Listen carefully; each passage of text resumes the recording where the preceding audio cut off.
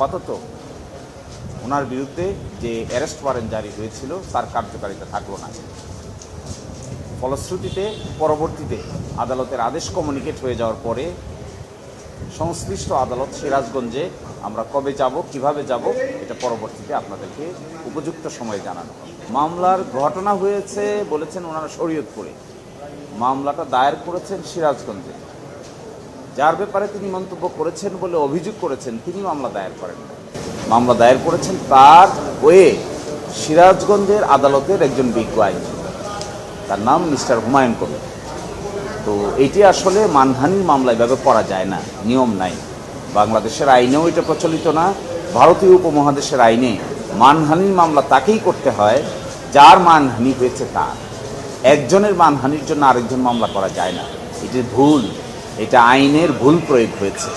নিশ্চয়ই আজকে যে আদেশ হয়েছে আমরা সাবমিশন রেখেছি, হাইকোর্টের সিদ্ধান্ত দিয়েছি, ভারতীয় উপমহাদেশের সিদ্ধান্ত দিয়েছি, এগুলো আদালতের কাছে জানাও আছে। আমার মনে হয় আদেশের ভিতরে এগুলো রিফ্লেক্টেড হবে যে তিনি কিভাবে এই আদেশটা দিচ্ছেন। মন্তব্য করেছেন ধর্মবিদ্বেষী বলেছেন, তো এটিতে উনি যদি আঘাতপ্রাপ্ত হয়ে থাকেন সংশ্লিষ্ট ব্যক্তি, তাহলে আইনের বিধান অনুযায়ী তাকেই সেই মামলা দায়ের করতে হবে। কিন্তু মামলা দায়ের করে ফেলেছেন আরেকজন, এটা আইনে অ্যালাউড না। এগুলো আলোচনার আজকের আইন, আজকের মামলার আলোচ্য বিষয় নয়, এগুলো হলো ভিন্ন আলোচনা। কিন্তু আজকের মামলার যে আলোচ্য বিষয় এটাই আপনাদের সামনে আমরা বলছি।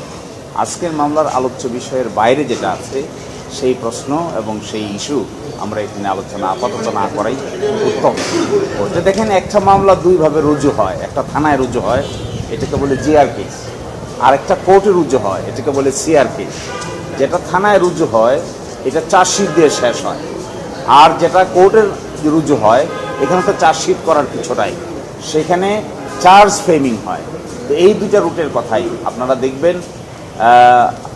আইনজীবী, আমাদের সিনিয়র আইনজীবী জেডাই খান পান্নার মামলায় আমাদের হাইকোর্ট ডিভিশন, আপিলের ডিভিশন ওনাকে এভাবেই জামিন দিয়েছেন till submission of the chargesheet.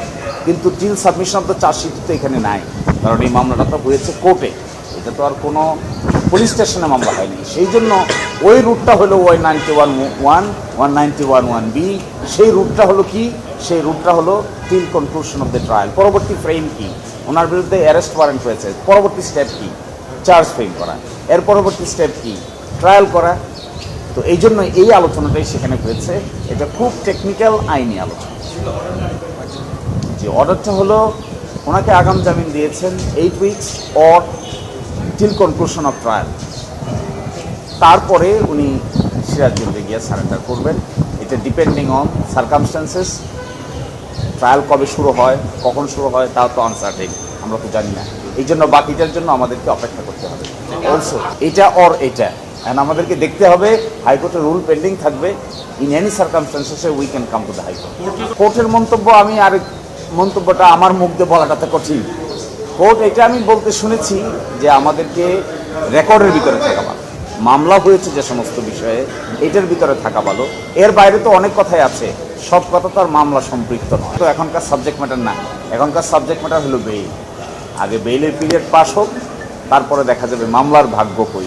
এটি হলো আইনি বিষয়, আইনজীবীরা বলবেন। আপাতত উনি এ ব্যাপারে কোনো মন্তব্য করবেন। এটা এখনকার সাবজেক্ট ম্যাটার না। We are before the supreme court premises and he already appointed duly lawyer will be speaking, not the client.